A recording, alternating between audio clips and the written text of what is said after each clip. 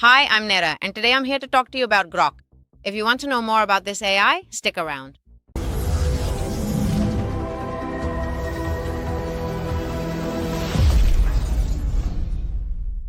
I'm sure you've heard about Grok, Elon Musk's artificial intelligence. Basically, it's the chatbot his company created to compete with ChatGPT, Gemini, and the rest of the tools. What makes Grok different is that it's highly integrated with X, formerly Twitter, so it can access information and trends that are happening almost in real time. In addition, it doesn't just answer questions. It can also generate images, create videos, analyze documents, and even interact by voice. Another thing that stands out is its personality.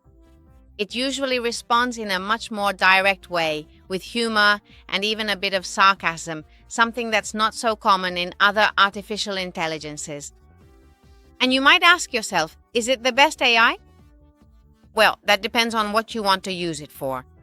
It has some very interesting features, but like any artificial intelligence, it can also make mistakes, so it's always worth double-checking the information. To show you how it works, we're going to dress up a random image I found on the internet and put Grok's AI to the test.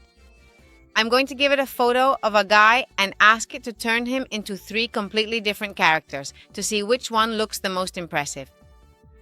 This can be useful for making postcards for friends, family, planning parties, or creating funny images. But remember, never to offend or disrespect anyone. Now I'm going to show you exactly how the final result turned out. First, I gave the system the specific photo of the guy I mentioned earlier, and then I worked quite a bit on refining the prompt. I made absolutely sure it kept his unique facial features so we could clearly see and keep seeing that it's definitely this person who's dressed up. And then I provided it with very specific details about the high-quality images I wanted to get. And here, as you can see, we have Batman, a medieval knight, and a futuristic astronaut.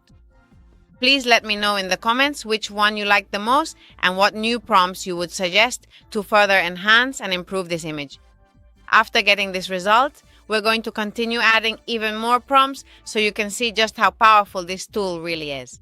For example, up until now, what we've gotten are images and costumes that look very realistic, but now we're going to challenge it to create something more geared toward children, something completely different from the kind of images it's given us so far.